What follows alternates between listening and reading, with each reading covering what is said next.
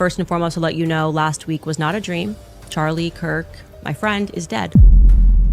And he was publicly executed.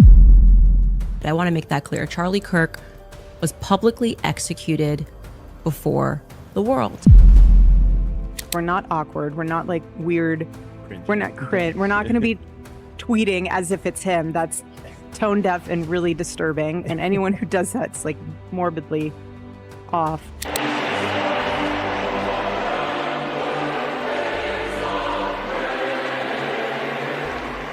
In the days after Charlie Kirk's shocking death, tributes and grief flooded the internet. But before the mourning could even settle, one voice cut through the silence: Candace Owens. In a single post, she turned the internet upside down. Candace didn't just question what happened. She pointed directly at the person everyone thought was a victim, Charlie's wife, Erika Kirk. She hinted that something wasn't right, that behind the image of a heartbroken widow, there might be another story, one that no one wanted to say out loud. Suddenly, the narrative of a tragic loss twisted into a possible betrayal inside Charlie's own home.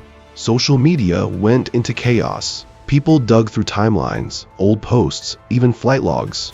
Candace's statements lit the fuse, and what followed was a storm of suspicion.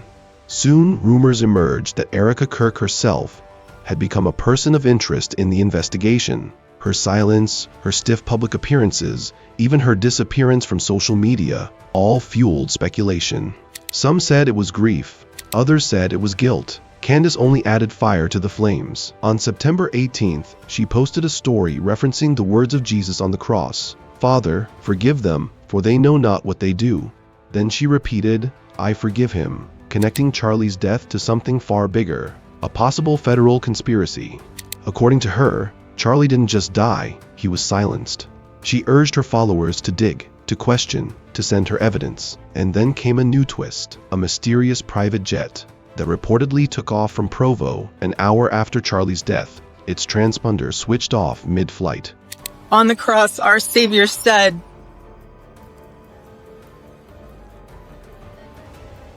"Father, forgive them, for they not know what they do." That young man,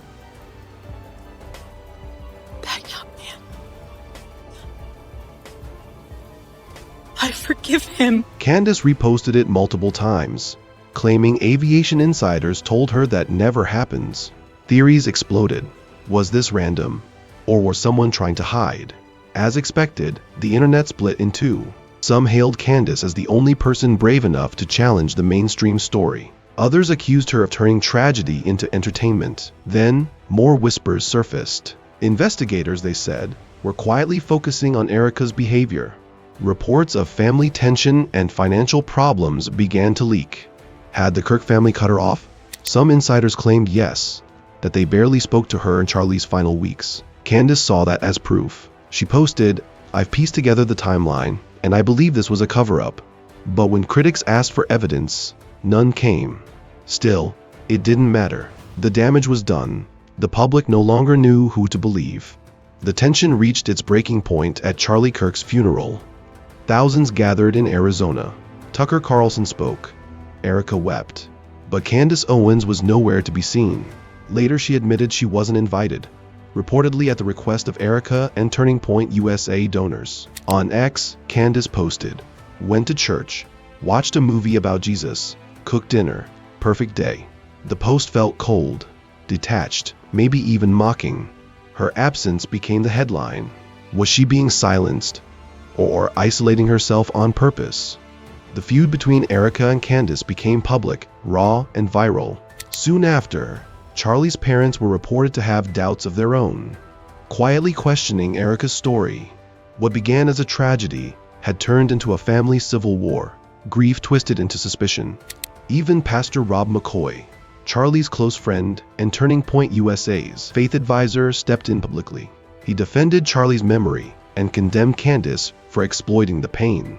He said, "Charlie never spoke ill of her. I just wish she'd be his friend now like he was hers." The rebuke carried weight. It shifted public opinion from seeing Candace as a truth seeker to a provocateur fanning chaos for clicks. But if anyone thought she would stop, they were wrong. Candace escalated again. This time, she named names, accusing billionaire Bill Ammon of threatening Charlie weeks before his death. She said, "Threats were made. That's what I heard." Ammon immediately denied it, calling her story baseless and dangerous. But it was too late. The headline was already everywhere. Major media picked it up. A private tragedy had become a full-blown media war. Conservative circles were split in half. Inside the Kirk family, grief turned into silence. Some wanted Erika to fight back. Others begged her to stay quiet and not feed the fire. Now, months later, that fire hasn't burned out.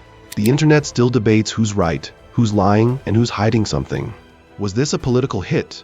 A personal betrayal? Or just another case of social media turning grief into spectacle? Whatever the truth, one thing is undeniable. Candace Owens transformed a tragedy into a global controversy. A family shattered, a movement divided, and a nation still arguing over what really happened that night. Because in this story, there's no clear hero. Only grief, suspicion, and a haunting question that refuses to die. Was Charlie Kirk a victim of power, or of the people closest to him? Tell us what you believe in the comments. If you want to follow this closely, then hit like and subscribe so you don't miss the next update. Because trust me, this story is far from over. We're watching this unfold together. New information could change everything, so stay tuned.